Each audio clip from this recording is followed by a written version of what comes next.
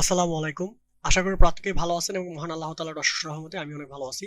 তো আজকে আমরা দেখার চেষ্টা করব ব্যাক পকেট প্রোডাকশন মার্ক কিভাবে করা হবে এবং এই মার্কগুলো নির্দিষ্টভাবে একটা প্যাটার্নের মাধ্যমে মার্ক করা হয়।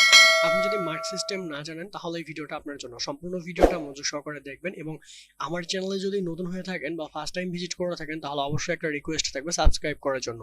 আর যদি গার্মেন্টস রিলেটেড আপনার কোনো কোশ্চেন থাকে, কোনো প্রশ্ন থাকে, অবশ্যই কমেন্টস বক্সে সুন্দর একটা প্রশ্ন করে যাবেন। তো আপনি দেখুন যে কিভাবে এখানে আসলে মূলত মার্ক করা হয়। একটু মনোযোগ সহকারে দেখলে আপনি সম্পূর্ণটা বুঝতে পারবেন। আর যদি আপনি বলেন যে ভাইয়া এখানে স্যালারি কত হতে পারে, যেহেতু একটা হেল্পার লেভেলের জব, সেক্ষেত্রে আপনার এখানে স্যালারি যে খুব বেশি হবে তা না। এখানে আপনার 6 থেকে 8 হাজার টাকা আপনার বেসিক স্যালারি হবে এবং ওটি সহ আপনার 10 থেকে 11 হাজার টাকা বা সর্বোচ্চ 12 হাজার টাকা আসতে পারে। তো এই হচ্ছে মূলত স্যালারি স্ট্যাটাস। তো সবকিছু মিলে আপনি বুঝতে পারতেছেন যে কোন লেভেলের জব এটা। এই হচ্ছে মূলত ভিডিও ডিসক্রিপশন।